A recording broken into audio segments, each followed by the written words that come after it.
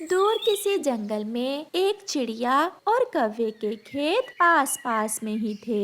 उन्होंने इस बार अपने अपने खेतों में तरबूज काश्त किए थे। चिड़िया अपने तरबूज के खेत का बहुत ख्याल रखती, क्योंकि अब तरबूज की बेलों पर फूल लग गए थे, जो कुछ ही दिनों में तरबूज बनने वाले थे। चिड़िया कौवे के पास जाती है। कौवा और उसकी पत्नी अपने खेत में ही एक पेड़ के नीचे सोए हुए थे। कालू कालू भैया उठो, हमारी तरबूज की बेलों पर फूल लग गए हैं। आज हमें अपनी बेलों को पानी देना होगा। चिड़िया की आवाज सुनकर कालू कौवा और उसकी पत्नी उठ जाते हैं। चिड़िया, क्या सुबह सुबह चूं चूं लगा रखी है? सब ठीक तो है? गौरी बहन, जल्दी चलें। अगर आज हमने अपनी बेलों को पानी न दिया तो हमारे तरबूज मीठे नहीं होंगे। मेरी माँ कहा करती थी कि जब तरबूज की बेलों पर फूल आ जाएं तो उन्हें हर रोज पानी देते हैं। ऐसे ही तरबूज मीठे होते हैं। तुम जाकर अपने तरबूज मीठे करो और हमें सोने दो। जब तरबूज लगेंगे तो मीठे भी हो जाएंगे। ऐसा कहते हुए कौवा और कौवी फिर से सो जाते हैं और चिड़िया चुपचाप वहाँ से चली जाती है। चिड़िया अपने खेत को पानी देती है। वो सारा दिन काम करती है। वो नदी से पानी ला ला कर अपनी बेलों को दे रही थी, मगर आलसी कौवे तो सुबह से सोए हुए थे। ऐसे ही दिन और रात गुजरते गए और वो दिन आ ही गया जब चिड़िया और कौवे के खेत में फूलों से तरबूज बन गए थे। आज चिड़िया चाकू साथ लेकर आई थी। वो खेत से एक तरबूज बेल से तोड़ती है और उसे काटती है। चिड़िया का तरबूज अंदर से सुर्ख था और देखने में ही स्वादिष्ट लग रहा था। मेरी तरबूज की फसल बहुत अच्छे से तैयार हुई है। फिर चिड़िया वो तरबूज खाती है जो बहुत मीठा था। दूसरी तरफ कौवे भी अपने खेत से एक तरबूज तोड़कर काटते हैं जो अंदर से इतना सुरख ना था। गोरी कौवी वो तरबूज खाकर चेक करती है। छी छी कालू, हमारे खेत के तरबूज तो हम खुद नहीं खा सकते और कोई कैसे खाएगा? ये तरबूज बिल्कुल बेस्वाद है। गोरी, बहुत बुरा हुआ। अब हमारे तरबूज कोई भी नहीं खरीदेगा और सब पक्षी चिड़िया के तरबूज ही खरीदेंगे। और फिर ऐसा ही होता है। सब पक्षी चिड़िया के मीठे मीठे तरबूज खरीदते और वहीं बैठकर खाते। कौवा और कौवी अपने खेत से तरबूज तोड़कर सुबह से बैठे हुए थे और शाम होने को थी, मगर अभी तक कोई भी ग्राहक नहीं आया था। फिर कबूतर वहां आता है। मीठे मीठे तरबूज कबूतर, मीठे मीठे तरबूज ले जाओ। मैं पहले खाकर चेक करूंगा, अगर मीठा हुआ तो फिर ही मैं खरीदूंगा। लो लो, खाकर चेक करो। ऐसा कहते हुए कालू कौवा कबूतर को थोड़ा सा तरबूज काट कर देता है। ये तरबूज तो समंदर के पानी की तरह बेस्वाद है। मैंने पहले कभी ऐसा बेस्वाद तरबूज नहीं खाया। ऐसा तरबूज तुमसे कोई भी नहीं लेगा। ऐसा कहते हुए कबूतर वहां से चला जाता है। चिड़िया ने जितने तरबूज आज तोड़े थे वो सभी बिक जाते हैं और चिड़िया शाम को अपने घर वापस चली जाती है। वो आज बहुत खुश थी क्योंकि उसे अच्छा मुनाफा हुआ था। दूसरे दिन कालू कौवा अपने मामा जी के पास जाता है और उससे जाकर कहता है, मामा जी, मैं लुट गया। मामा जी, मेरे खेत के तरबूज मीठे नहीं हैं और बेस्वाद हैं। कोई भी मुझसे तरबूज नहीं खरीदता। सब चिड़िया से ही तरबूज लेकर खाते हैं। क्या तरबूज की बेलों को पानी दिया था तुमने? नहीं मामा जी, आपको तो पता है मुझसे मेहनत नहीं होती। तुम भी अपने मामा जी की तरह ही हो। अब ये केमिकल वाली बोतल ले जाओ और हर तरबूज में एक एक टीका लगा देना। फिर देखना तुम्हारे तरबूज लाल भी हो जाएंगे और मीठे भी। ये सुनकर कालू कौवा बहुत खुश होता है और वो केमिकल वाली बोतल लेकर वहाँ से चला जाता है। अपने खेत में जाकर वो अपनी पत्नी को सारी बात बताता है। कालू, अब जल्दी जल्दी से एक एक टीका लगाओ इन तरबूज में, नहीं तो आज फिर सभी पक्षी चिड़िया से ही तरबूज खरीद लेंगे। फिर कौवा केमिकल वाली बोतल से टीका भरता है और तरबूज में लगाता है। अब देखना गोरी, हमारे तरबूज भी चिड़िया के तरबूजों की तरह मीठे हो जाएंगे। फिर गौरी आवाज लगाती है, मीठे मीठे तरबूज चिड़िया से कम दामों में मीठे मीठे तरबूज लो। मिठू वहाँ आता है और गौरी कौवी से एक तरबूज लेकर खाता है। मिठू, कैसा है हमारा तरबूज? मीठा है ना? बहुत मीठा, इतना मीठा कि मेरा गला भी मीठा हो गया है। मिठू अपने घर चला जाता है। घर जाकर मिठू तोते के गले में दर्द शुरू हो जाता है। ये क्या हुआ है? मैं तो ठीक था। गोरी से तरबूज खाने से मेरे गले में दर्द क्यों शुरू हो गया? मिठू तोता सारी रात सो नहीं पाता और फिर दूसरे दिन मिठू बुलबुल के पास जाता है। ये दवा लेने से तुम ठीक हो जाओगे। तुमने जरूर कोई जहरीली चीज खाई होगी। मैंने कल गौरी कौवी से तरबूज लेकर खाया था, उसके बाद मेरे गले में दर्द शुरू हो गया। तो उन्होंने जरूर अपने तरबूज में कुछ केमिकल मिला रखा होगा।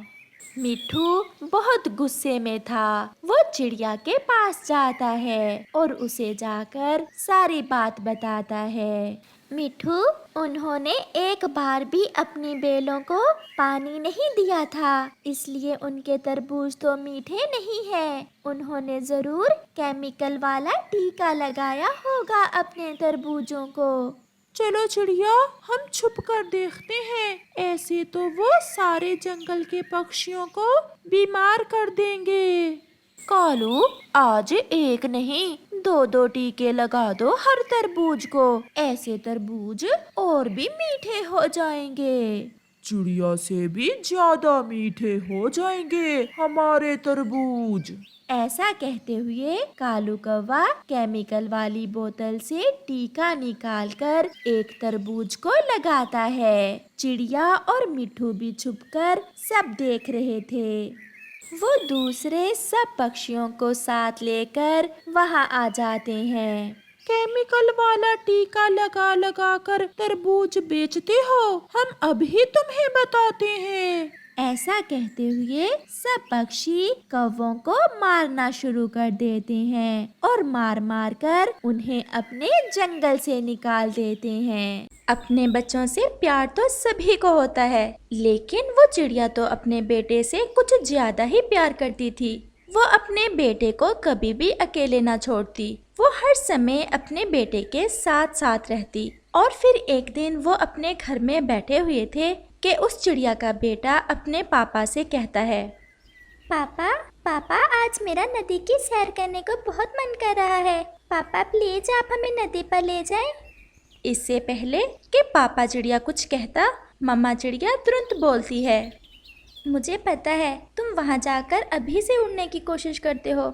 मैं तुम्हें तुम्हारे पापा के साथ नदी पर नहीं जाने दूंगी। अभी आप छोटे हो मेरी जान, थोड़ा बड़े हो जाओ फिर जाना आप नदी पर। रानो, एक तो आप डरती बहुत ज्यादा हो। कुकू से छोटे छोटे बच्चे उड़ते फिरते हैं और एक तुम हो कि कुकू को कभी घर से बाहर ही नहीं जाने देती। अगर हमारा बेटा घर से बाहर नहीं जाएगा तो सीखेगा कैसे? देखा मम्मा, पापा ठीक ही तो कह रहे हैं। अगर मैं बाहर नहीं जाऊंगा तो कैसे सीखूंगा? और अंकल कालू का बेटा जग्गू तो मुझसे छोटा है और वो पूरे जंगल का चक्कर लगा लेता है। मम्मा वो थकता भी नहीं है। समय सब सिखा देता है। एक दिन आएगा जब मेरा कुकू मेरे लिए भोजन लेकर आया करेगा। मैं अपनी मम्मा के लिए मीठे मीठे फल लेकर आया करूँगा। परंतु मम्मा, आज मुझे पापा के साथ नदी पर जा लेने दे। नहीं, नहीं जाओगे आप। मम्मा प्लीज। तो फिर मैं भी आपके साथ ही जाऊंगी। मम्मा मान गई, मम्मा मान गई। अब हम सब नदी पर जाकर खूब मस्ती करेंगे। तो फिर चलो, शाम से पहले पहले हमें लौट कर भी आना है। और फिर वो सब नदी की तरफ चल देते हैं। कुकू को अभी अच्छे से उड़ना नहीं आता था, इसलिए कुकू अपने पापा के ऊपर बैठ जाता है। वो सब बहुत खुश थे। पापा, मुझे नदी का पानी बहुत सुंदर लगता है। न जाने कब मुझे अच्छे से उड़ना आएगा और कब मैं नदी पर अकेला आया करूँगा। अगर आपको उड़ना आ भी गया तो मैं फिर भी आपको अकेले नदी पर नहीं आने दिया करूँगी। फिर हमारा कुकू अकेला नहीं आएगा, बल्कि कुकू की पत्नी आएगी साथ। पापा, मैं शादी नहीं करूँगा। मैं तो अपने मम्मा पापा के साथ ही रहूँगा। पापा, मैं थोड़ा सा उड़ लूँ। मम्मा पापा, मैं नदी की दिशा में नहीं जाऊँगा, मैं दूसरी दिशा में उड़ लूँगा। कुकू, मुझे बहुत डर लगता है, अगर कोई चोट लग गई तो। चलो कुकू उड़ लो, लेकिन हमारे पास ही रहना है। और फिर कुकू बहुत खुश हो जाता है। वो थोड़ा सा ऊपर जाता है और फिर नीचे गिर जाता है। उसके चोट तो लगती है, परंतु वो अपनी मम्मा को नहीं बताता। कुकू, कोई चोट तो नहीं आई मेरी जान? नहीं मम्मा, मैं ठीक हूँ। कुकू फिर से उड़ता है। इस बार तो कुकू पेड़ों से भी ऊंचा चला जाता है और फिर वो आहिस्ता आहिस्ता नीचे आ जाता है। मम्मा पापा, देखा, मैं उड़ सकता हूँ। मैं थोड़ा दूर चला जाऊँ मम्मा, मैं वापस आ जाऊँगा। मैं ज़्यादा दूर नहीं जाऊँगा। कुकू की मम्मा का तो मन डर रहा था, लेकिन कुकू के पापा उससे कहता है, चले जाओ, परंतु जब ज्यादा ऊंचाई पर हो तो दिशा का पता नहीं लगता। कुकू, आप इस नदी पर ध्यान रखना, बस इस नदी की दिशा में लौट कर आ जाना। और फिर कुकू थोड़ा ज़्यादा उड़ने के लिए चला जाता है। वो तो आज पहली बार ज़्यादा उड़ रहा था, इसलिए कुकू को बहुत मज़ा आ रहा था। उसे तो पता ही नहीं चलता, वो तो कुछ ज़्यादा ही आगे निकल जाता है। जग्गू कौवा, जो कालू और गोरी कौवी का बेटा था, वो कुकू को अकेले उड़ता देखता है। ये कुकू ने कब से उड़ना सीख लिया? इसे तो उड़ना नहीं आता था। मैं इसे रेस लगाता हूँ। वो छोटा कौवा कुकू के पीछे जाता है। कुकू, कुकू ठहरो, एक दफा उस पेड़ पर बैठकर मेरी बात सुनो। क्या हुआ जग्गू? मुझे तो उड़ने में बहुत मज़ा आ रहा था। ऐसे उड़ने का क्या मजा? मुझसे रेस लगाओ, फिर देखते हैं कौन जीतता है। मैं इससे आगे नहीं जाऊंगा। नदी पर मेरे मम्मा पापा मेरा इंतजार कर रहे हैं। हम कौन सा ज्यादा दूर जाएंगे, देखते हैं उस सूखे पेड़ तक पहले कौन जाता है, फिर पता चलेगा तुम अच्छे से उड़ सकते हो या नहीं। कुकू जग्गू की बातों में आ जाता है और मान जाता है।